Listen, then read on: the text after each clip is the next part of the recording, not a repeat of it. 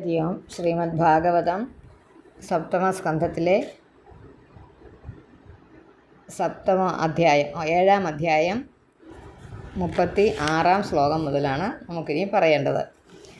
തഥാ പുമാൻ മുക്ത സമസ്തബന്ധനഃ തദ്ഭാവഭാവാനുകൃതാശയാകൃതി നിർദഗ്ധബീജാനുശയോ മഹീയസ ഭക്തിപ്രയോഗേണ സമേധ്യ തഥാ അപ്പോൾ ആ മഹാപുരുഷൻ മുക്ത സമസ്ത ബന്ധനഃ എല്ലാ ബന്ധനങ്ങളിൽ നിന്നും മോചിപ്പിക്കപ്പെട്ട തദ്ഭാവഭാവാനുകൃതാശയ തൻ്റെ ഭഗവാന്റെ ആ ഭാവത്തെ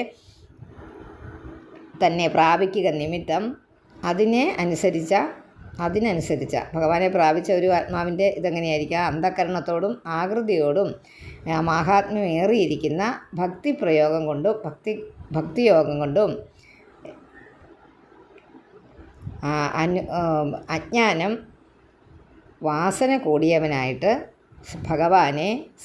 ഭഗവാനെ പ്രാപിക്കുന്നു. ആ വാസനയോട് കൂടിയാണ് വീണ്ടും ഭഗവാനെ പ്രാപിക്കുന്നത്. അതായത് ഓരോ ഭാവങ്ങളും എപ്പോൾ ഇവനിൽ കാണുന്നുവോ, ഓരോ ഭാവങ്ങൾ വിവരിച്ച 3 ശ്ലോകങ്ങൾ കൊണ്ട് വിവരിച്ച ഓരോ ഭാവങ്ങൾ എപ്പോഴാണോ ഓരോരുത്തരിൽ കാണപ്പെടുന്നത്, അപ്പോൾ ആ പുരുഷൻ്റെ പരമപുരുഷാർത്ഥ പ്രാപ്തിക്ക് തടസ്സങ്ങളായിരിക്കുന്ന, പുരുഷാർത്ഥ പ്രാപ്തിയിലെ ഏറ്റവും പ്രധാനപ്പെട്ടത് മോക്ഷം, ആ മോക്ഷത്തിന് തടസ്സമായിരിക്കുന്ന എല്ലാ പുണ്യപാപകർമ്മങ്ങളും ആയിത്തീരുന്നു. അതെല്ലാം നശിച്ചു പോകുന്നു. അവൻ്റെ ആശയഗതിയും ആകൃതിയും ഭഗവത് ഭാവത്തെയും ഭഗവത് സ്വരൂപത്തെയും അനുസരിച്ചുള്ളതായിരിക്കും. അവനെ കണ്ടാലും അവൻ്റെ പ്രവൃത്തിയും ഒരുപോലെയായിരിക്കും. അതുപോലെ ഏറ്റവും എളുപ്പത്തിൽ പാപജാലങ്ങളെ അതിന് കാരണമായിരിക്കുന്ന ദേഹാത്മഭാവന, ദേഹം എൻ്റെ ആത്മാവാണെന്ന് മനസ്സിലാക്കുന്നവൻ, അതാണ് ദേഹാത്മഭാവന എന്ന അജ്ഞാനം. ദേഹമാണ് ഞാൻ, ദേഹമാണ് ആത്മാവ്, ദേഹമാണ് ഇതെല്ലാം ചെയ്യുന്നത് എന്നുള്ള ആ ഭാവം, അതാണ് ആ അജ്ഞാനം. അതിനെ മൂലത്തോടു കൂടി ദഹിപ്പിച്ച് കളയുമ്പോൾ അതിനെ വേരോടുകൂടി നശിപ്പിച്ച് കളയുവാൻ സമർത്ഥമായ ഭക്തിയോഗത്താൽ ഇത് സാധിക്കുമെന്നാണ് ആചാര്യന്മാർ പറഞ്ഞു വച്ചിരിക്കുന്നത്. അപ്പം ഭക്തി കൊണ്ട് നമുക്ക് പുരുഷാർത്ഥങ്ങളിൽ ഏറ്റവും പ്രധാനമായ മോക്ഷത്തെ പ്രാപിക്കാൻ വളരെ എളുപ്പമാണ് എന്നാണ് ഇപ്പോൾ പറഞ്ഞു വച്ചിരിക്കുന്നത്. അതെങ്ങനെയായിരിക്കും? എൻ്റെ ആത്മാവെന്ന് പറയുന്നത് ഞാൻ ഈ ശരീരമല്ല, ഈ ശരീരത്തിലെ പ്രവൃത്തികളാണല്ലോ. മനസ്സിനും അതിനൊരു ഭാഗമുണ്ട് കേട്ടോ. നമ്മളൊരിക്കലും മനസ്സാണ് ഞാൻ ആത്മാവെന്ന് വിചാരിക്കരുത്. മനസ്സല്ല. മനസ്സ് നമ്മുടെ ബുദ്ധിക്കും അനുസരിച്ച് പ്രവർത്തിക്കുന്ന ഒന്നാണ് മനസ്സ്. മനസ്സിലായി? നമ്മുടെ ബുദ്ധി ആദ്യം തോന്നും. ബുദ്ധിക്ക് തോന്നുന്നത് എങ്ങനെയാണ്? നമ്മുടെ ഈ പഞ്ചേന്ദ്രിയങ്ങളുടെ സ്വാധീനം കൊണ്ടാണ് നമുക്ക് ബുദ്ധിയിൽ ഓരോന്ന് തോന്നുന്നത്, അല്ലേ? പഞ്ചേന്ദ്രിയങ്ങളുടെ പ്രവൃത്തി കൊണ്ടാണ്. പഞ്ചേന്ദ്രിയങ്ങൾ എന്ന് പറഞ്ഞാൽ കണ്ണ്, മൂക്ക്, നാക്ക്. അപ്പോൾ കണ്ണിന് ആകർഷകമായ ഒരു കാര്യം കാണുക, കണ്ടെന്നിരിക്കട്ടെ. അപ്പോൾ അത് ആദ്യം പ്രവർത്തിക്കുന്ന ബുദ്ധിയാണ്. ബുദ്ധി ആദ്യം ഓർക്കും, ഇത് കൊള്ളാമല്ലോ. അത് കഴിഞ്ഞ് മനസ്സാദ്യം ആഗ്രഹിക്കും. മനസ്സെപ്പോഴും ആഗ്രഹത്തിൻ്റെ ഇതാണ്. മനസ്സെപ്പോഴും തോന്നിക്കും അതെനിക്ക് സ്വന്തമാക്കണം. അടുത്ത നിമിഷത്തെ ചിന്ത അതാ. അപ്പോൾ അവിടെ എന്ത് വന്നു? ആഗ്രഹം, കാമം എന്നുള്ള ഇത് വന്നു. എനിക്ക് സ്വന്തമാക്കണം. അത് എനിക്ക് ആരാണ് അവിടെ? അപ്പോൾ അവിടെയാണ് പ്രശ്നം ഉണ്ടാകുന്നത്. ഈ എനിക്ക് എന്ന് വന്നപ്പോൾ തന്നെ അവിടെ നമ്മളെ സകലതും തീർന്നു.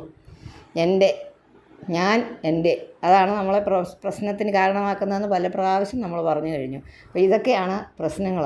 അതായത് ബുദ്ധി ആദ്യം ഇന്ദ്രിയങ്ങളുടെ പ്രേരണ കൊണ്ട് ബുദ്ധിയിൽ ഇത് നമുക്ക് ആലോചന തോന്നി, ഇതൊന്ന് കിട്ടിയാൽ കൊള്ളാമെന്ന്. ആ മനസ്സുകൊണ്ട് ചിന്തിച്ചു ഇതെനിക്ക് വേണമെന്ന്. അത് ആഗ്രഹം വന്നതിന് സാധിക്കാൻ വേണ്ടിയിട്ട് സകല കാര്യങ്ങളും നമ്മൾ പിന്നെ നമ്മുടെ എല്ലാ ഇന്ദ്രിയങ്ങളും അതിൻ്റെ പുറകെ, അതിന് വാസന എന്ന് പറയും. ആ വാസനയോട് ചേർന്നിരിക്കും. ഇതെല്ലാം ഭക്തി കൊണ്ട് ഇല്ലാതാക്കാൻ പറ്റും എന്നാണ് ആചാര്യന്മാർ പറഞ്ഞിരിക്കുന്നത്. ശ്രമിച്ചു നോക്കാം, അത്രയും നമുക്ക് പറയാനുള്ളൂ. നമ്മളെല്ലാം സാധാരണക്കാരാണ്. ഞാൻ പറയുമ്പോൾ ഞാൻ എപ്പോഴും അത് ആവർത്തിച്ച് പറയുന്നത് വെച്ചാൽ നിങ്ങളത് തെറ്റിദ്ധരിക്കരുത്. ഞാനിതെല്ലാം മനസ്സിലാക്കി പ്രാവർത്തികമാക്കുന്ന ഒരാളാണെന്ന് ഓർക്കരുത് കേൾക്കുന്നവർ കേട്ടോ. ഞാനത് പറയുന്നു, എനിക്ക് മനസ്സിലാകുന്ന രീതിയിൽ മനസ്സിലാക്കി ആ മനസ്സിലാകുന്നത് നിങ്ങളോട് പറഞ്ഞു തരുന്നു, അത്രയേ ഉള്ളൂ. അപ്പോൾ ഈ പാപങ്ങൾ നമ്മളെ നശിപ്പിക്കും. പാപങ്ങൾ ഇല്ലാതാക്കിയാലേ ഭക്തി ഉണ്ടാകുകയുള്ളൂ. അവിടെ ഭക്തിക്ക് തെളിഞ്ഞൊരു പ്രതലം വേണം. അത് നീറ്റായിരിക്കണം. അല്ലേ? അങ്ങനെയല്ലേ ഏത് കാര്യവും. ഒരു കണ്ണാടിയിൽ നമ്മൾ മുഖം എടുത്ത് നോക്കാൻ നമ്മൾ കണ്ണാടി എടുത്ത് മുഖം നോക്കിയെന്നിരിക്കട്ടെ, കാണുന്നില്ല. അതിന് കണ്ണാടിയെ കുറ്റം പറഞ്ഞിട്ട് കാര്യമില്ല. അത് കണ്ണാടിയുടെ കുഴപ്പമല്ല, അതിൻ്റെ പുറത്ത് പറ്റിയിരിക്കുന്ന പൊടിയാണ്. അപ്പോൾ ആ പൊടി തൂത്ത് ആദ്യം, എന്നിട്ട് നോക്ക്, അപ്പോൾ ശരിയാകും. അന്ന് പറഞ്ഞ പോലെ നമ്മുടെ മനസ്സിലെ മാലിന്യങ്ങളെ കുറേശ്ശെ, അത് പല പല കാര്യങ്ങളുണ്ട്, ഒന്നും അല്ല, നമ്മൾ ഒരുപാട് പ്രാവശ്യം പറഞ്ഞതും വിവരിച്ചതും നമ്മൾ ഒരുപാട് ചർച്ച ചെയ്തതുമായ വിഷയമാണ്. അപ്പോൾ ആ സങ്കുലിത ഒരുപാട് കാര്യങ്ങൾ അതിനകത്ത് ഉണ്ട്. അതെല്ലാം കുറേശ്ശെ അത് നിരന്തരമായ നമ്മുടെ സാധന കൊണ്ട് അത് സാധിക്കും. അത് ശരിയാണ്, അത് സാധിക്കുമെന്നുള്ളത് ഉറപ്പാണ്. അത് കാരണം നമുക്ക് ഒരുപാട് ജ്ഞാനികളായ ആചാര്യന്മാർ നമ്മുടെ മുമ്പിലുണ്ട്. അവർക്കൊക്കെ അത് സാധിച്ചിട്ടുണ്ട്. നമുക്കത് സാധിക്കില്ല എന്ന് വിചാരിക്കേണ്ട. നമുക്ക് ഏറ്റവും എളുപ്പമാർഗ്ഗം, ഈ മറ്റുള്ള അനുഷ്ഠാനങ്ങളൊന്നുമില്ലാതെ അഷ്ടാംഗ യോഗവും വലിയ വലിയ യോഗ സിദ്ധി യോഗികൾ ചെയ്യുന്ന പോലത്തെ ഇതൊന്നും ചെയ്യാതെ തന്നെ സാധിക്കുന്ന കാര്യമാണ്, എളുപ്പ കാര്യമാണ് ഭക്തി. ഭക്തി എങ്ങനെയായിരിക്കണമെന്ന് പറയുന്നുണ്ട്. എന്താ ഞാൻ ആവർത്തിച്ച് ഞാൻ പറയുന്നത് എന്താണെന്നറിയാമോ? ഈ ഭക്തി എന്ന് പറയുമ്പോൾ പലരും പല കാര്യങ്ങളായി വിചാരിക്കുന്നത്. അമ്പലത്തിൽ പോകാൻ, പിന്നെ കുറേ ക്രിയകൾ ചെയ്യുക, അതായത് അത് ചെയ്യണം. അത് കാരണം അതിനോട് അടുക്കണമെങ്കിൽ, അല്ലേ, അതിനോടൊന്ന് അടുക്കണമെങ്കിൽ നമ്മൾ ഒരു ഭഗവാന്റെ പ്രതിമ വേണം, അതിൻ്റെ മുമ്പിൽ ഒരു വിളക്ക് വയ്ക്കണം, അതിന് വേണ്ടതെല്ലാം ചെയ്യണം, നിത്യേന ചെയ്യണം. അതിൻ്റെ കൂട്ടത്തിൽ ഇതെല്ലാം ചെയ്യുന്നത് അതും ഞാൻ പറഞ്ഞ എളുപ്പമാർഗ്ഗമാണ്. നമ്മൾക്ക് ആചാര്യന്മാർ പറഞ്ഞു തന്നിരിക്കുന്നത് ഇതെല്ലാം ഭഗവാന് വേണ്ടി സമർപ്പിക്കുന്നതായിട്ട്. അത് ഭഗവതി അർപ്പിതാശയ എന്നാൽ പറഞ്ഞില്ലേ, ഭഗവത്ഗീതയെ പറഞ്ഞിരിക്കുന്നത് ഭഗവതി അർപ്പിതാശയ, ഭഗവാനിൽ അർപ്പിച്ച് ചെയ്യുക, ഭഗവാന് വേണ്ടി ചെയ്യുകയാണ് എന്ന് വരുത്തുക. ഭഗവാനോട് വേണ്ടിയിട്ടാണ് ഞാനിത് ചെയ്യുന്നത്, എന്ത് കർമ്മം ചെയ്യുന്നതും. അതാണ് ഏറ്റവും എളുപ്പം. ഭക്തി മാർഗത്തിൻ്റെ ഏറ്റവും താഴത്തെ തലത്തിൽ നിന്ന് നമ്മൾ ചിന്തിക്കുകയാണെങ്കിൽ അതേ ഉള്ളൂ. എന്ത് ചെയ്താലും അത് ഭഗവാന് വേണ്ടിയാണ് ഞാൻ ചെയ്യുന്നത്. അപ്പം നമുക്ക് ഏറ്റവും വിലപ്പെട്ട ഒരാളിന് വേണ്ടിയിട്ട് നമ്മൾ ചെയ്യുന്നത് എങ്ങനെയായിരിക്കും? പരിപൂർണമായിട്ടത് നല്ല കംപ്ലീറ്റ് ശരിയായിരിക്കും നമ്മൾ ചെയ്യുന്നത്, അല്ലേ? ശരിയായ രീതിയിലായിരിക്കും. സാധാരണക്കാരായിട്ടുള്ള നമ്മളെ സ്ത്രീകൾ ഒരു കാര്യം ചെയ്യുന്ന ഒരു മുറി വൃത്തിയാക്കുന്നതാണേലും അത് ഭഗവാന്റെ മുറിയാണെങ്കിൽ നമ്മൾ ഇതിനകത്ത് ഓരോ പൊടി അത് എടുക്കുന്നത് വൃത്തിയാക്കുന്ന തുണി അത് നല്ല വൃത്തിയുള്ളതായിരിക്കണം. ഭഗവാന്റെ അല്ലേ, ഭഗവാൻ വേണ്ടിയിട്ടല്ലേ നമ്മൾ ചെയ്യുന്നത്. അങ്ങനെ ഓരോ കർമ്മങ്ങളും നമ്മൾ ആലോചിച്ച് നോക്കുമെങ്കിൽ ചെയ്യാൻ പറ്റുമെങ്കിൽ അതൊന്നും സാധ്യമാകുന്ന കാര്യമൊന്നും അല്ല. പക്ഷേ അങ്ങനെ ചെയ്യാൻ നമ്മളോട് ആചാര്യന്മാർ ആവശ്യപ്പെടുന്നു. കുറച്ചൊക്കെ നമുക്ക് ചെയ്യാൻ പറ്റും. കുറച്ച് കാര്യങ്ങളൊക്കെ ഭഗവാന് വേണ്ടിയാണ്. ആദ്യത്തെ കാര്യം ആദ്യം നമ്മൾ എഴുന്നേറ്റ് രാവിലെ കുളിച്ച് അല്ലെ അടുക്കളയിൽ ചെന്ന് ജോലി ചെയ്യുന്ന ഒരു സ്ത്രീ വിചാരിക്കുക ചായ ഉണ്ടാക്കുന്നത് ഭഗവാന് വേണ്ടിയുള്ള ചായയാണെന്ന് വിചാരിച്ചത് ചെയ്യുകയാണെങ്കിൽ വളരെ ശ്രദ്ധയോടെ, അത് തിളച്ച് തൂകാതെ കൃത്യമായ പാലും പഞ്ചസാരയൊക്കെ ചേർത്ത് നമ്മൾ ഉണ്ടാക്കും. എളുപ്പമുള്ള കാര്യമല്ലേ? ആദ്യത്തെ ഒരൊറ്റ കാര്യം നമ്മൾ രാവിലെ ചെയ്താൽ മതി. വിളക്കം കത്തിക്കേണ്ട, ഒരു ഭഗവാന്റെ മുമ്പിൽ നിന്നും പ്രാർത്ഥിക്കേണ്ട, ഒന്നും വേണ്ട. ഭഗവാന് വേണ്ടി രാവിലെ ഞാനൊരു ചായ ഉണ്ടാക്കാമെന്ന് വിചാരിച്ച് ചെയ്യുക. അതാണ് ആചാര്യന്മാർ പറഞ്ഞിരിക്കുന്നത്. അങ്ങനെ ആണെങ്കിൽ ആ ഭക്തി മാർഗം എളുപ്പമാണെന്നാണ് പ്രഹ്ലാദൻ ഈ കുട്ടികളോട് പറഞ്ഞു കൊടുക്കുന്നത്. ഇത്രയും വിശദീകരിക്കേണ്ടി വന്നു. ചില കാര്യങ്ങളൊക്കെ അങ്ങനെയാണ്, പറഞ്ഞു വരുമ്പോൾ അത് പറയേണ്ടി വരും.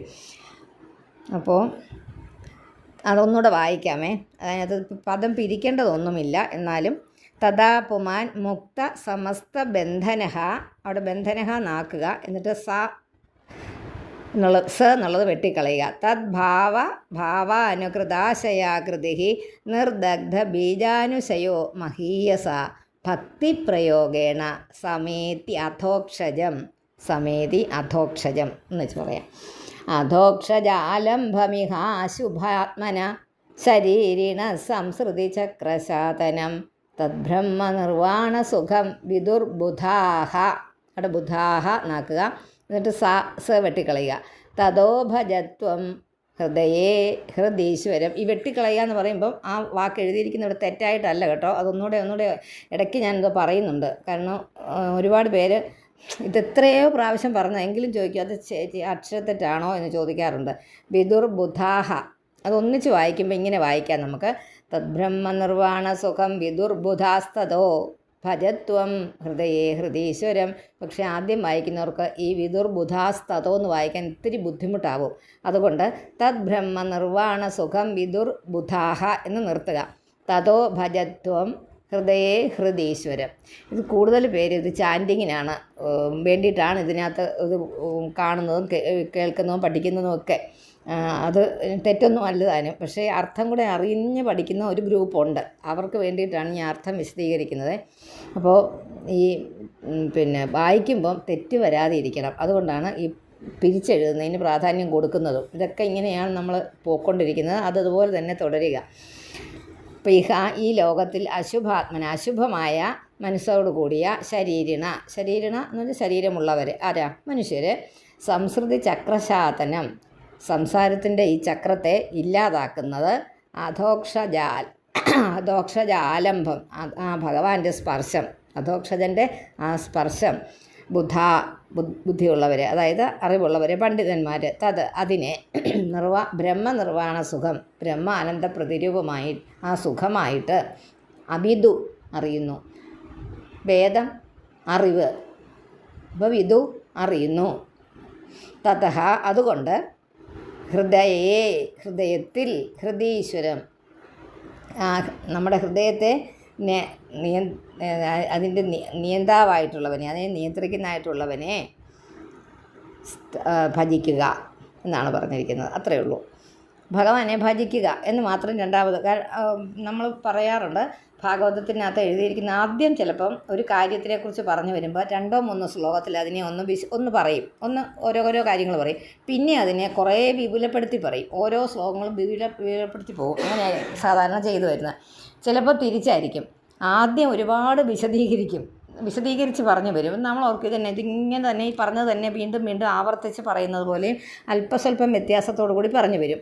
എന്നിട്ട് അവസാനം ആ പറയേണ്ട കാതലായ കാര്യം പറയും. ഇപ്പോൾ ഇവിടെ അങ്ങനെയാണ് സംഭവിച്ചിരിക്കുന്നത്. ആദ്യം പറഞ്ഞിട്ട് പിന്നെ പെട്ടെന്ന് ചെറുതാക്കുക.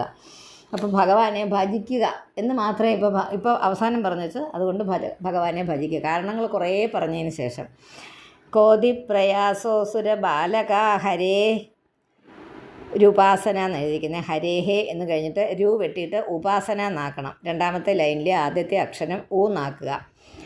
ആദ്യത്തെ ലൈനിലെ അവസാനത്തെ അക്ഷരത്തിൻ്റെ ഹരേഹേ 2 കുത്തിടുക. എന്നിട്ട് ഹേ എന്ന് വായിക്കാം.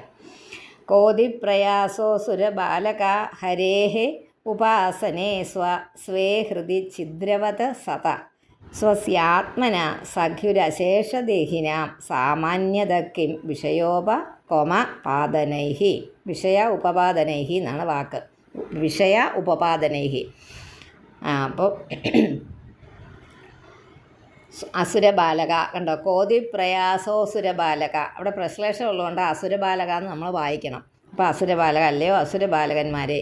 പ്രഹ്ലാദൻ ഇവിടെ കൂടിയിരുന്ന് ചർച്ച ചെയ്യുക. എന്താ, ചണ്ടാമർക്കന്മാർ പോയ തക്കത്തിന് കുറച്ച് കുട്ടികളെ കിട്ടി, അവരെ ഉപദേശിക്കുകയാണ് ഇത്ര നേരം.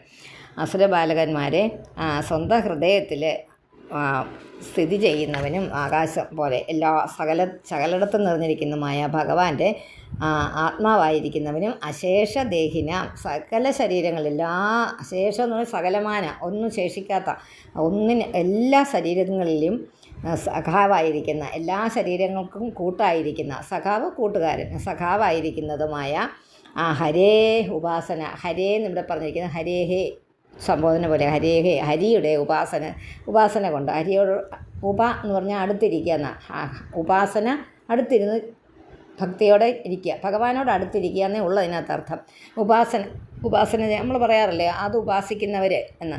അതുപോലെ തന്നെ ഉപവാസവും അങ്ങനെ തന്നെയാണ് കേട്ടോ. ആ വാക്കും പറഞ്ഞ് ഉപവാസം, വളരെ അടുത്ത് വസിക്കുക എന്ന് വെച്ചാൽ ഭഗവാന്റെ അടുത്തിരിക്കുക.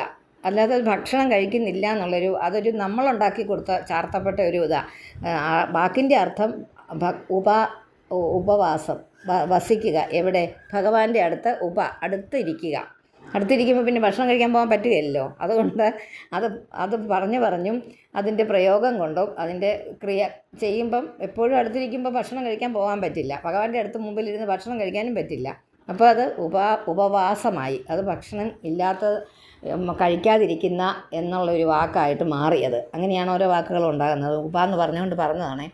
ഉപാസനയെ, ഹരിയുടെ ഉപാസന കൊണ്ട് വളരെയധികം പ്രയാസം, അധികം പ്രയാസം എന്തുണ്ട്?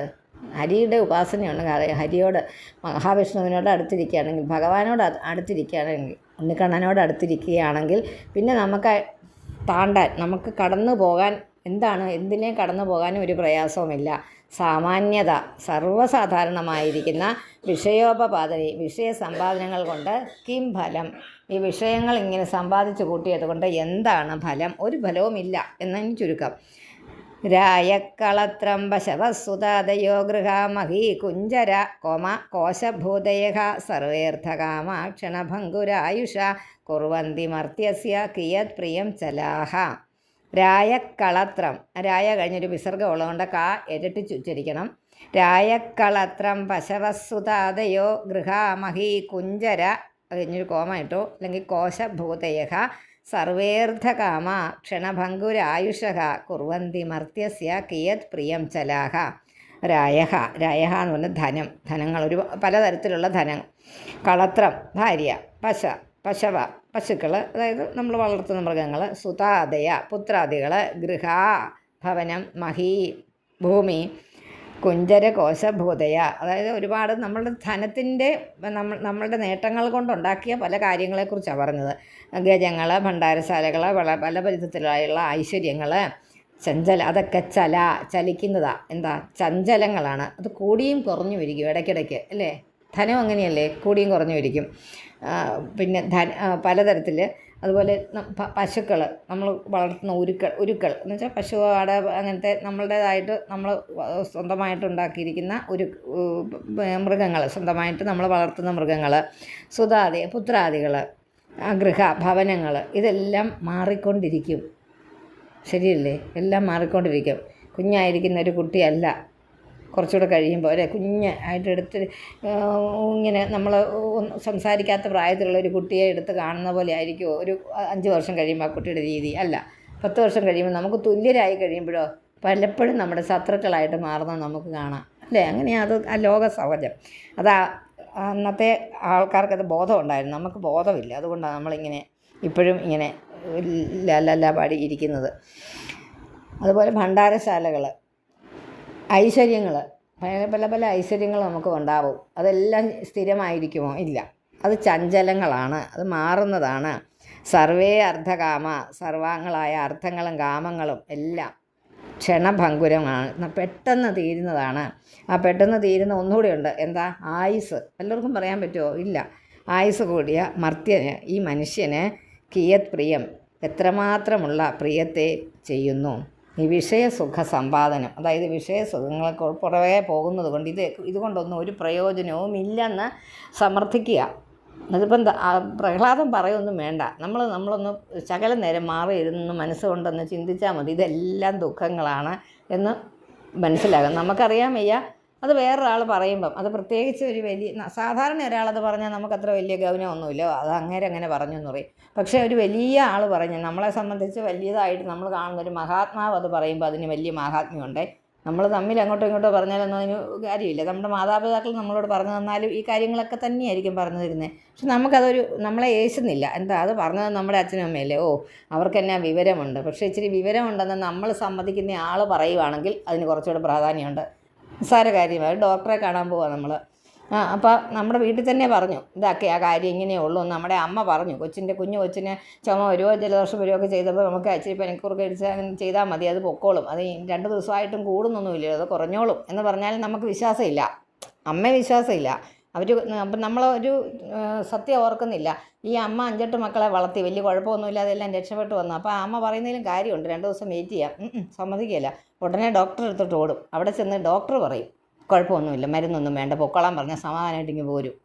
അപ്പോൾ ഇവിടെ വരുമ്പോൾ അമ്മ ചോദിക്കും എന്നാ പറ്റി, ആ മരുന്നൊന്നും വേണ്ടെന്ന്. അപ്പോൾ അമ്മ ചോദിക്കത്തില്ല സാധാരണഗതി. ഞാൻ പറഞ്ഞതല്ലേ, എന്താ അവിടെ ഒരു പ്രശ്നം ഉണ്ടാകണ്ടെന്ന് ഓർത്ത് ഈ അമ്മ സാധാരണഗതി മിണ്ടാറില്ല. പക്ഷേ ഈ ആളിന് അവിടെ കൊണ്ടുപോയി ഡോക്ടർ പറഞ്ഞപ്പോൾ സത്യമാണെന്ന് പറഞ്ഞു. എന്ന് പറഞ്ഞ പോലെ ഒരു ഡോക്ടറാണ് നമ്മുടെ പ്രഹ്ലാദൻ ഇവിടെ ഇരുന്ന് പറഞ്ഞു കൊടുക്കുന്നത്, കുട്ടികളോടെ പറഞ്ഞു കൊടുക്കുക. അപ്പോൾ പ്രഹ്ലാദനെ ഇപ്പോൾ തന്നെ കുട്ടികളുടെ ഇടയിൽ തന്നെ ആ ഒരു ഇച്ചിരി മിടുക്കന ഒരു മോണിറ്ററായിട്ടൊക്കെ ഇരിക്കുക, നമ്മുടെ ക്ലാസ്സിലെ പ്രിഫെക്റ്റായിട്ടൊക്കെ ഇരിക്കുക. കാരണം ഇത്തിരി അറിവൊക്കെ ഉണ്ടെന്ന് അവർക്ക് തന്നെ തോന്നുന്നുണ്ട്. അപ്പോൾ അതുകൊണ്ട് ആ കുട്ടികൾ കേൾക്കാനിരിക്കുന്നത്. വെറുതെ ഒരാളിൻ്റെ അടുത്താണെങ്കിൽ കേൾക്കാനിരിക്കില്ല. പിന്നെ രസമുള്ള കഥകളുമാണ് പറഞ്ഞു കൊടുക്കുന്നത്. ഈ ചണ്ടാമർക്കന്മാർ ആസുരന്മാരെ പഠിപ്പിക്കുന്ന വിഷയങ്ങളല്ല പറഞ്ഞു കൊടുക്കുന്നത്. അവരെ പഠിപ്പിക്കുന്ന നേരത്തെ നമ്മൾ പറഞ്ഞിട്ടുണ്ട്. പിന്നെ കാമം, അർത്ഥം, പുരുഷാർത്ഥങ്ങളായ അത് 4 എണ്ണത്തിനകത്തെ ഈ മോക്ഷം എന്ന് പറയുന്ന കാര്യത്തിനെക്കുറിച്ച് അസുരന്മാർക്ക് ഒരു വിവരവും ഇല്ല. അത് വേണ്ട. ധർമ്മം, അർത്ഥം, കാമം ഇത്രയേ ഉള്ളവർക്ക്. മോക്ഷമില്ല. ഈ നാലും കൂടെ ഉള്ളത് പുരുഷാർത്ഥങ്ങൾ 4. അത് ഓർത്തോണം കേട്ടോ, എപ്പോഴും ഓർത്തോണം. 4 എണ്ണം ഉണ്ട്. അതിനകത്ത് ഈ മോക്ഷം അവർക്കില്ല. അതിനെക്കുറിച്ചാണ് ഈ പ്രഹ്ലാദൻ പറയുന്നത്. ഇല്ലാത്തതിനെക്കുറിച്ചാണ് പ്രഹ്ലാദൻ ഇപ്പോൾ ഇവരോട് പറഞ്ഞു കൊടുക്കുന്നത്. ഏവം ഹിലോക ക്രതുഭികൃതാമി ക്ഷയിഷ്ണവസാതിശയ ന നിർമ്മലാഹ തസ്മാദൃഷ്ട ശ്രുതദൂഷണം പരം ഭക്ത്യൈകയേശം ഭജതാത്മലബ്ധയേ. ഏവം ഹി ലോകാ ക്രതുഭികൃതാമി ക്ഷയിഷ്ണവസാതിശയ ന നിർമ്മലാഹ തസ്മാദൃഷ്ട ശ്രുതദൂഷണം പരം ഭക്ത്യൈകയേശം ഭജതാത്മലബ്ധയേ. ഇങ്ങനെ യാഗങ്ങളാൽ ക്രതുക്കൾ എന്ന് പറഞ്ഞാൽ യാഗങ്ങൾ, സാധിക്കപ്പെടുന്ന ഈ സ്വർഗാദി ലോകങ്ങൾ എന്തായി കിട്ടുന്നത് അവസാനം ഈ യാഗങ്ങളൊക്കെ ചെയ്താൽ കിട്ടും. അത് പറയുന്നുണ്ട്, വ്യക്തമായിട്ട് പറയുന്നുണ്ട് കേട്ടോ. നമ്മുടെ യാഗങ്ങളൊക്കെ നടത്തുന്നവർക്ക് ഒരു സ്ഥാനം കിട്ടും. എന്താ? സ്വർഗം. അത് പക്ഷേ ക്ഷയിക്കുന്നതാണ്, ക്ഷയിക്കുന്ന സ്വഭാവത്തോടു കൂടിയ ആണ് ഈ സ്വർഗ്ഗലോകം വരെ. കാരണം ഒരു മന്വന്തരം അവിടെ സ്വർഗത്തിൽ കഴിഞ്ഞ് കഴിയുമ്പോൾ വീണ്ടും ഭൂമിയിൽ മനുഷ്യനായിട്ട് ജനിക്കണം. എന്നിട്ട് വീണ്ടും സാക്ഷാത്കാരം ഇത് സാധനങ്ങളൊക്കെ ഉപയോഗിച്ച് ഭക്തി മാർഗത്തിലോ ഏത് മാർഗത്തിലെങ്കിലും 3-4 മാർഗ്ഗങ്ങൾ പറയുന്നുണ്ട് ഭഗവാൻ മോക്ഷത്തിന്. ആ മോക്ഷം കിട്ടണം. കിട്ടിയാൽ പിന്നെ നമ്മൾ വീണ്ടും വരണ്ട, പിന്നെ ഇങ്ങനെ ഈ ചക്രത്തിൽ കിടന്നു വിടലണ്ട എന്നാണ് പറയുന്നത്. അതെ, ആ ചക്രം എന്നാണെന്ന് ഇപ്പോഴും നമുക്ക് അറിഞ്ഞുകൂടാ. നമ്മൾ അറിയുന്നില്ലല്ലോ. പിന്നെ ഇനിയിപ്പോൾ രണ്ടാമതൊരു ജന്മം എന്തായാലും എന്താണെന്ന് നമുക്ക് തോന്നാറുണ്ട് അല്ലേ? എനിക്കൊക്കെ തോന്നാറുണ്ട്. ഇനി അടുത്ത ജന്മം എന്താകും അതോർത്ത് ഇപ്പോഴേ നമ്മൾ ബുദ്ധിമുട്ടി ഈ മോക്ഷം പ്രാപിക്കണമെന്ന് തോന്നാറുണ്ട്. അത് സത്യമാണ്. മോക്ഷം എന്ന് പറയുന്നത് പിന്നെ എന്താണ് എന്ന് നമുക്കറിഞ്ഞുകൂടാ. ഭഗവാനിൽ ലയിക്കും, വീണ്ടും ജനിക്കാതിരിക്കാം, വീണ്ടും ക്ലേശം അനുഭവിക്കാതിരിക്കാം. സാധാരണയായിട്ട് നമുക്ക് തോന്നും നമ്മൾ ഈ ജന്മത്തിലേതേ അറിയുന്നുള്ളൂ, കഴിഞ്ഞ ജന്മത്തിലേ നമുക്ക് ഓർമ്മയില്ലല്ലോ. അതുപോലെ അടുത്ത ജന്മം ഇനി പുഴുവായിട്ട് ജനിച്ചാൽ ഓർമ്മ ഉണ്ടാവില്ലല്ലോ. അതുകൊണ്ട് അങ്ങ് പെട്ടെന്ന് ചത്തുപോവുകയാണെങ്കിൽ പുഴുവിനൊക്കെ 2-3 ദിവസത്തെ ആയുസല്ലേ ഉള്ളൂ. അതൊരു ജന്മമായിട്ട് കൂട്ടും കേട്ടോ. നീ 7 ജന്മം ജനിച്ചിട്ട് വരിക എന്ന് പറഞ്ഞാൽ ചിലപ്പോൾ നമ്മൾ 1 വർഷം കൊണ്ട് തന്നെ രണ്ടാമത് മനുഷ്യനായിട്ട് ജനിക്കാം. അതവിടെ നിൽക്കട്ടെ, വലിയ വിഷയമാണ്. അതിന്ന് ഒരുപാട് ചർച്ച ചെയ്ത വിഷയമാണ് നമ്മൾ.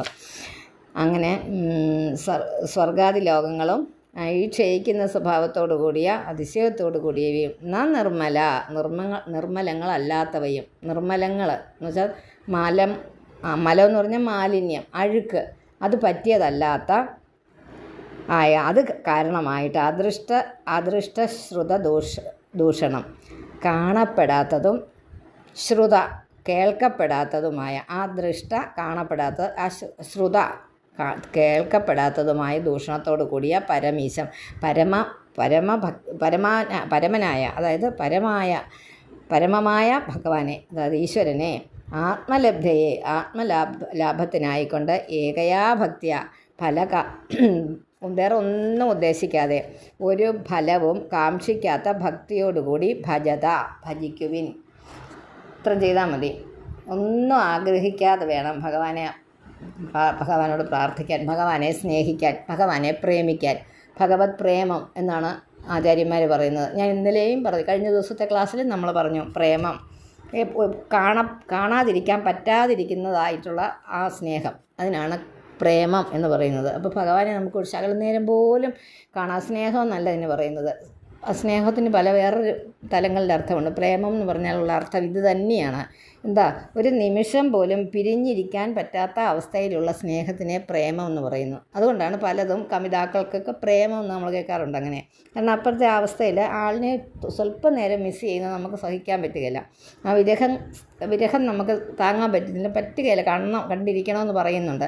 അതുതന്നെയാണ് ഭഗവാനോടുള്ള പ്രേമം എന്ന് പറയുന്നത്. അത് അങ്ങോട്ടാക്കുക എന്നാണ് ഈ പറഞ്ഞു വെക്കുന്നത്, പ്രഹ്ലാദൻ പറഞ്ഞു വെക്കുന്നത്. ഇങ്ങനെയുള്ള ആ സ്നേഹം നമുക്കെല്ലാവരുടെയും ഉള്ളിലുള്ള ആ പ്രേമം ഭഗവാനോടാക്കുക. അത് നമുക്ക് രക്ഷ തരും എന്നാണ് പറഞ്ഞു വെക്കുന്നത്. ഇനി അടുത്ത ക്ലാസ്സിലാകാം. ഹരി ഓം.